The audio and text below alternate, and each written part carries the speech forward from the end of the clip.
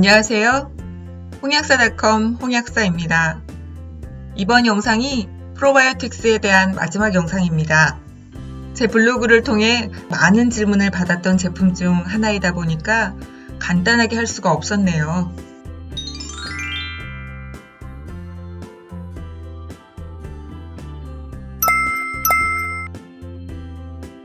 제가 많이 받는 질문 중에 하나가 유산균을 언제 먹어야 하느냐 이었습니다. 하루에 한 번 먹는 제품도 있고 두세 번 먹는 제품도 있습니다. 섭취하는 횟수보다 섭취하는 시기가 중요합니다. 식사와 함께 섭취하면 위산이 나와도 음식물 때문에 유산균이 위산의 영향을 덜 받는다는 의견도 있고 위산이 적게 있는 공복에 섭취하라는 의견도 있습니다. 공통적인 의견은 유산균이 가급적 위산의 영향을 덜 받게 섭취하는 것이 중요하다는 이야기입니다. 저는 공복에 섭취하시길 권하는 편인데요. 음식물을 섭취하면 평소보다 위산 분비가 촉진되기 때문에 위산의 양이 많아져서 유산균이 위산의 영향을 더 받을 수 있다고 보기 때문입니다. 그래서 저는 아침 일찍이나 저녁 늦게 물 한 잔 정도를 먼저 드시고 유산균을 섭취하시길 권합니다. 아침 일찍 섭취하시는 분들은 섭취 후 약 1시간 정도는 음식물을 드시지 않는 것이 좋습니다. 그래야 위산의 영향을 덜 받으니까요. 저녁 늦게 섭취하시는 분들은 적어도 잠자리에 들기 1시간 전에는 드셔야 합니다. 섭취하시고 바로 누우면 위장에서 십이지장으로 내려가기가 힘들어지고 캡슐로 인해 속이 쓰릴 수 있기 때문입니다. 최근에는 프로바이오틱스가 위산이나 담즙산에 견딜 수 있는 기술이 적용되어 개발된 여러 가지 제품들이 많습니다. 이런 제품들은 섭취 시간과 무관하게 드셔도 됩니다. 특히 변비 때문에 고생하시는 분들이 프로바이오틱스에 대해 관심을 많이 갖고 계시는데요. 균 배합에 따라 변비가 더 심해질 수 있으므로 적합한 제품을 선택하셔야 합니다. 변비가 심한 분들은 장 청소를 하고 프로바이오틱스를 섭취하면 편하게 변비가 개선될 수 있습니다. 또는 며칠 동안 과량 섭취하여 변이 정상화된 후 정량으로 꾸준히 섭취하는 것도 한 가지 방법입니다. 여기서 또 한 번 말씀드리지만 이런 내용을 보시고 임의로 섭취 조절을 하시면 안 됩니다. 사람마다 장벽의 상태, 식생활, 나이, 건강 상태가 다르기 때문에 부작용이 발생할 수 있으므로 약사님과 상의하셔서 조절하시기 바랍니다. 캡슐을 드시지 못하는 분들은 성인용 캡슐을 열어서 섭취하거나 어린이용 분말 제품을 드셔도 됩니다. 어린이들도 순수한 프로바이오틱스 제품이라면 성인용 캡슐을 열어서 먹여도 됩니다. 성인용 제품을 어린이에게 먹일 경우에는 성인용 기타 원료가 포함될 수 있으므로 제품의 기타 주원료를 꼭 확인하시기 바랍니다. 프로바이오틱스는 균에 따라 하는 작용이 다르므로 적절한 균 배합이 된 제품을 선택하여 그 목적에 따라 섭취하시면 됩니다. 항생제가 체내에 들어오면 유익균과 유해균 모두 사멸시킵니다. 그래서 항생제를 복용할 경우에는 반드시 프로바이오틱스를 섭취하셔야 합니다. 이때는 정량보다 더 섭취하셔도 됩니다.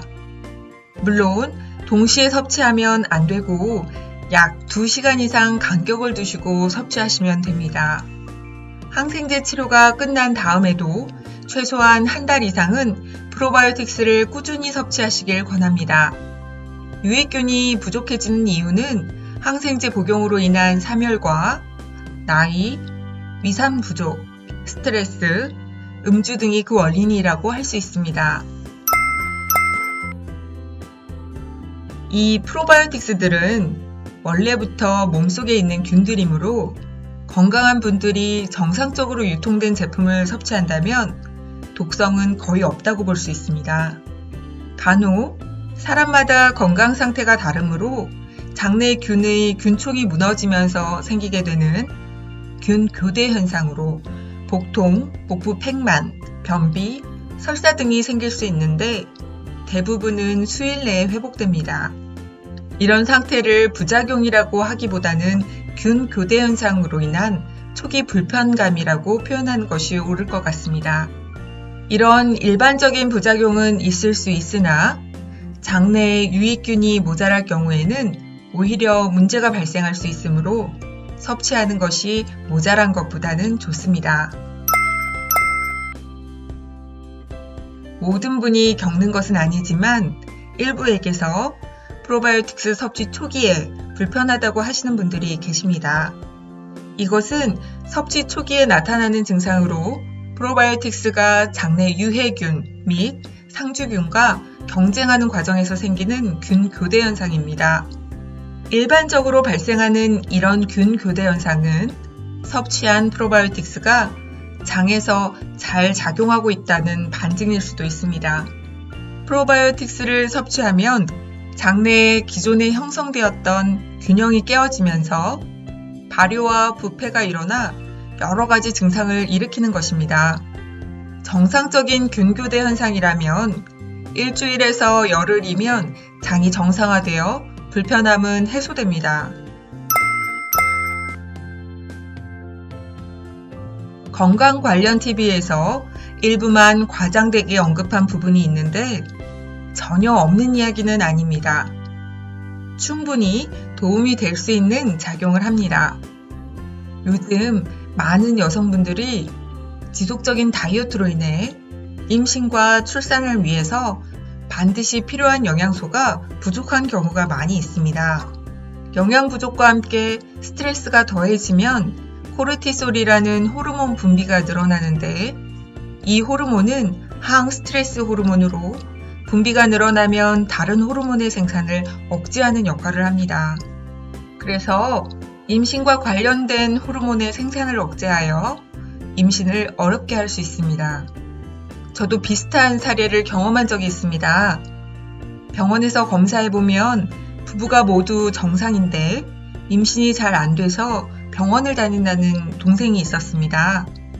그 동생이 임신에 도움이 되는 제품을 요청하길래 제가 아는 지식을 총동원해서 제품을 구성해 준 적이 있습니다. 그때 가장 베이스가 된 것이 프로바이오틱스입니다. 우연인지 모르겠지만 그 동생은 몇 달 후에 저에게 임신 소식을 알려왔습니다. 그때 제가 구성해준 제품은 특별한 치료제가 아니라 체질 개선을 통해 몸의 밸런스가 정상화되도록 돕는 제품이었습니다. 혹시라도 무조건 따라서 섭취하는 분들이 계실까봐 제품은 밝히지 않겠습니다. 아토피, 알러지, 비염, 천식 등의 자가 면역 질환에도 도움이 될 수 있다고 봅니다. 그 이유는 장의 역할 때문입니다. 장은 단순히 소화나 배변에만 관여하는 기관이 아닙니다. 장은 면역계, 신경계를 모두 포함하고 있으므로 장에 이상이 생기면 전혀 연관성이 없어 보이는 부위에도 영향을 미칩니다.